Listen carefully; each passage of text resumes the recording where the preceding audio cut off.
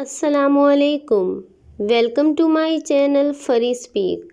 دوستو، آج کی یہ میری کہانی کسی کی زندگی پہ گزری ہوئی ایک سچی اور سبق آموز کہانی ہے۔ کہانی سننے سے پہلے میری گزارش ہے کہ آپ میرے چینل کو سبسکرائب کر دیجئے اور ساتھ میں دیے گئے بیل آئیکن کو پریس کر کے آل نوٹیفیکیشن بٹن کو سلیکٹ کر دیں۔ میں رات کو مٹر گشت کا عادی ہوں، سڑک چھاپ کہہ لیں یا آوارہ، یہ عادت کراچی سے ہے۔ دفتر سے رات گئے گھر آنا، پھر سنسان اور اندھیری راتوں میں چہل قدمی کرتے کرتے پیالہ ہوٹل پہنچ جانا۔ اسی طرح ریاض میں رہتے ہوئے تقریباً 1.5 سال تک یہی معمول رہا۔ میں رات کی تاریکی میں سڑکوں پر سناٹوں کو اپنا دوست بناتا اور اسی تنہائی میں اپنے آنسو بہا کر وقت کو گزار دیتا۔ ریاض میں رہتے ہوئے کافی عرصہ ایسے گزرا۔ جب ہوٹل میں کھانا کھایا کرتا تھا، ظاہر ہے پکانا تو آتا نہیں، اس لیے ہوٹل پر ہی کھانا کھانا پڑتا، مگر کھانے کی میز پر تنہا بیٹھتے ہوئے ایک نوالہ بھی حلق سے اتارنا گویا زہر کھانے کے برابر لگتا تھا۔ چنانچہ اپنی میز سے اٹھ کر کسی اور میز پر بیٹھ جاتا جدھر کوئی تنہا شخص بیٹھا ہوتا، اپنے کھانے کا آرڈر دینے کے ساتھ کہتا، یار ہم دونوں مل کر کھانا کھاتے ہیں، باتیں بھی ہو جائیں گی اور وقت بھی کٹ جائے گا اور پیٹ بھی بھر جائے گا۔ میرے اس جملے کا جواب عموماً اچھا ہی ملتا تھا۔ ایک دن ایک ایسے صاحب سے واسطہ پڑا جو شاید کسی بات پر ناراض تھے۔ میں نے ان کی میز پر بیٹھتے ہوئے کہا کہ انکل چلیں ایک ساتھ کھانا کھاتے ہیں، باتیں بھی کریں گے اور پیٹ بھی بھر جائے گا۔ وہ صاحب بولے، کیوں میاں، چلو اپنا کھانا منگواؤ اور کھاؤ، آ جاتے ہیں مفت خور کہیں کے۔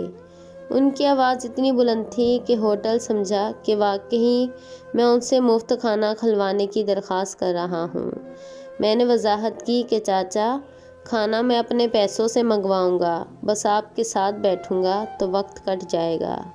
خیر وہ نہیں مانے اور میں اکثر کی طرح اس دن بھی کھانا کھائے بغیر میز سے اٹھ گیا، رات کو بسکٹ کھائے اور سو گیا۔ دیار غیر میں بھوکا سونا کوئی حیرت کی بات نہیں، اکثر ہی ایسا ہوتا ہے۔ ایسے ہی ایک رات کھانا کھانے کو نکلا تو میز پر بیٹھے ایک نوجوان سے انہی جملوں کے ساتھ تعارف ہو گیا۔ میں یہاں اس کو نوید کے نام سے متعارف کرواؤں گا۔ نوید کی عمر یہی کوئی 26-27 سال ہوگی۔ ایک دوسرے کے بارے میں باتیں شروع ہوئی تو معلوم ہوا کہ نوید کی شادی 4 سال پہلے ہوئی تھی، مگر وہ شادی کے 1 ماہ بعد ہی ریاض آ گیا تھا۔ ہم ہر روز ہی رات کو ملاقات کرنے لگے۔ ایک رات وہ کافی دیر بعد مجھے سڑک پر ملا۔ ارے نوید، اس وقت تم یہاں کیسے؟ کیا صبح کام پہ نہیں جانا؟ میں نے اس کو اپنی طرف متوجہ کرتے ہوئے پوچھا۔ نہیں مصطفیٰ بھائی، بڑی مشکل سے چھٹی لگی ہے، 1-2 دن میں ہی گاؤں جا رہا ہوں، 5 سال بعد جاؤں گا اور اب جا کر اپنی بیٹی کو دیکھوں گا۔ نوید مجھے بتا چکا تھا کہ وہ شادی کے 1 ماہ بعد ہی سعودی عرب آ گیا تھا، پھر اس کے گھر ایک بیٹی کی پیدائش ہوئی۔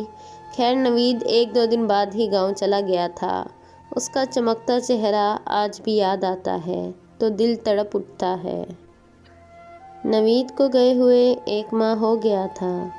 ایک دن میں حسب روایت ہوٹل میں کھانا کھانے گیا تو نوید ایک کونے میں میز پر بڑا خاموش بیٹھا تھا اور اداس بیٹھا تھا۔ شیو بڑی ہوئی تھی، بال بکھرے ہوئے تھے اور آنکھیں سوجی ہوئی تھی۔ ارے نوید، یہ کیا، تم کب آئے؟ میں نے میز کے قریب پہنچ کر سوال کیا تو نوید میری جانب ایسے دیکھنے لگا جیسے ہم دونوں اجنبی تھے، جیسے آج ہی ملاقات ہوئی ہو۔ پھر چند ہی لمحوں کے بعد نوید نے میرا ہاتھ ایسے تھاما جیسے ہمارا صدیوں کا تعلق ہو۔ میں نے نوید کے ہاتھ پکڑتے ہوئے سوال کیا کہ کیا ہوا ہے یار، تم تو گاؤں گئے تھے نا، کب آئے ہو؟ مگر وہ خاموش تھا۔ میں نے کھانا منگوایا، بڑی مشکل سے اس نے چند لقمے لیے مگر پھر کچھ نہ بولا۔ ہوٹل بھرا ہوا تھا، اس لیے بات کرنا مشکل تھا۔ میں نوید کو لے کر ریاض کی سڑک پر نکل گیا۔ ہم ایک سڑک کے کونے پر موجود چبوترے پر بیٹھ گئے۔ میں نے پھر پوچھا، اگر مجھے نہیں بتایا تو میں ملنا چھوڑ دوں گا۔ نوید ایسے لگ رہا تھا جیسے گونگا ہو گیا ہو۔ آنکھیں سوال کر رہی تھیں مگر زبان گونگی تھی۔ میں نے دیکھا کہ وہ فضاؤں اور آسمانوں میں ہے، زمین پر تو اسے کچھ نہیں مل رہا۔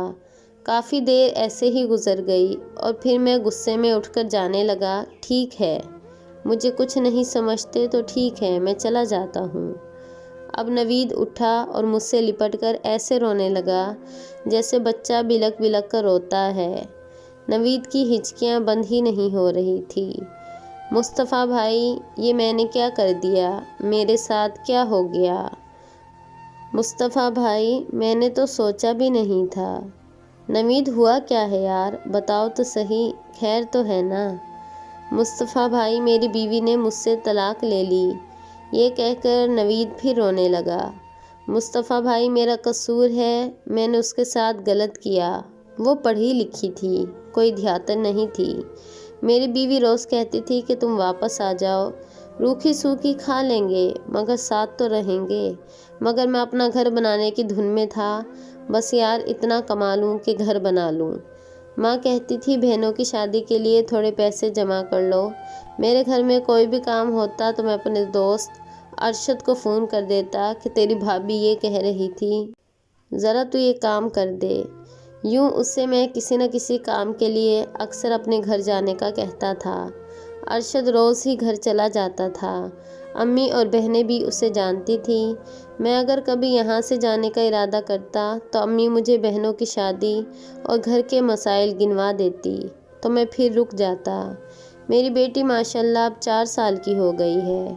میں اس مرتبہ اپنے گاؤں آزاد کشمیر گیا، پھر وہاں تو سب کچھ ہی بدل چکا تھا۔ میری بیوی میری نہیں رہی تھی، میری بیٹی مجھے پاپا نہیں سمجھتی تھی۔ مصطفیٰ بھائی، میں تو برباد ہو گیا۔ میں نے حوصلہ دیا اور کہا پوری بات کرو، پھر کیا ہوا؟ اس نے کہا میں گھر گیا، مجھے پہلے ہی دن محسوس ہو گیا کہ میری بیوی میرے آنے سے خوش نہیں۔ میری بیٹی تو مجھے جانتی ہی نہیں تھی۔ اس سے اگلے دن ارشد آیا تو میری بیٹی پاپا پاپا کہتے ہوئے اس سے جا لپٹی۔ اسے دیکھ کر میری بیوی کے چہرے پر بھی خوشی نمایاں ہو گئی۔ میں پریشان تھا کہ یہ کیا ماجرا ہے۔ 1 ہفتہ ایسے ہی گزر گیا، میں سب کچھ محسوس کرتا رہا۔ پھر میں نے اپنی بیوی سے پوچھا آخر یہ گڑیا میرے پاس کیوں نہیں آتی؟ وہ ارشد کی گود میں چلی جاتی ہے اور مجھ سے کتراتی ہے۔ بیوی نے کہا میں آپ سے کہتی رہی کہ آپ آ جائیں مگر آپ نے پیسے کمانے میں میری ایک نہ سنی۔ آج گڑیا ارشد کو ہی پاپا سمجھتی ہے کیونکہ ہر موقع پر تو وہی موجود رہا۔ اس نے گڑیا کی ہر فرمائش پوری کی۔ نہ جانے آپ یہ کیوں نہیں سمجھ پائے کہ پیسہ ہی سب کچھ نہیں ہوتا۔ آج آپ کا دوست ارشد مکمل طور پر ہمارے گھر میں آ چکا ہے اور اسی گھر کا ایک فرد ہو گیا ہے۔ تو کیا مطلب میری کوئی اوقات نہیں؟ میں نے سوال کیا تو بیوی نے کہا اس میں میرا قصور نہیں، آپ شادی کے 1 ماہ بعد ہی چلے گئے تھے اور آج 5 سال بعد آئے ہیں۔ اس عرصے میں ارشد ہی وہ شخص تھا جس نے ہم ماں بیٹی کا ہر طرح خیال رکھا۔ آج ہم دونوں کے ذہن ملتے جلتے ہیں اور ہم ایک ساتھ رہنے کا فیصلہ کر چکے ہیں۔ یہ سن کر میں غصے میں آ گیا۔ میں نے کہا تم جانتی ہو تم کیا کہہ رہی ہو؟ میں نے چیختے ہوئے کہا تو بیوی نے کہا ہاں میں جانتی ہوں مگر میں مجبور ہوں، اب میں آپ کے ساتھ نہیں رہ سکتی۔ میرے دل میں اب آپ کے لیے کوئی جگہ نہیں۔ ارشد بھی یہی چاہتے ہیں کہ آپ مجھے چھوڑ دیں تاکہ ہم نئی زندگی شروع کر سکیں۔ میں سیدھا ارشد کے پاس گیا اور کہا تم نے یہ کیا کیا؟ میرے ہی گھر میں ڈاکہ ڈال دیا۔ ارشد نے جواب دیا میں نے کوئی ڈاکہ نہیں ڈالا، تم اپنے گھر کی رکھوالی کہاں کر رہے تھے؟ تم تو اپنا گھر میرے حوالے کر کے گئے تھے۔ جو رکھوالی کرتا ہے وہی گھر کا مالک ہوتا ہے۔ میں مجرم ہوں پر مجھ سے بڑے مجرم تم ہو۔ تمہاری بیوی ہر عید پر مہندی لگائے، ہاتھ میں کجرے سجائے تمہارا انتظار کرتی تھی۔ میں آتا تو تمہاری بیٹی سے کہتا آپ کی مما اچھی لگ رہی ہیں۔ یہ سن کر گڑیا کی ماں بھی خوش ہو جاتی۔ یوں ہی وقت گزرتا گیا اور ہماری سوچوں اور خیالات میں یکسانیت پروان چڑھتی رہی۔ نوید، اب تم اپنی بیوی کو چھوڑ دو، اس معاملے کو خوبصورت موڑ دے کر خیر آباد کہہ دو۔ میں تمہاری بیوی سے شادی کرنا چاہتا ہوں۔ تمہاری بچی بھی مجھے اپنا باپ سمجھتی ہے۔ تمہاری بیوی اب تمہاری نہیں رہی اور نہ ہی تمہاری بچی تمہیں پہچانتی ہے۔ تم کرکٹ کے اس 12ویں کھلاڑی کی مانند ہو جو ٹیم میں ہوتا تو ہے مگر کھیل کا حصہ نہیں ہوتا۔ اس نے کہا، مصطفیٰ بھائی، نہایت تلخ رہا میرا یہ سفر۔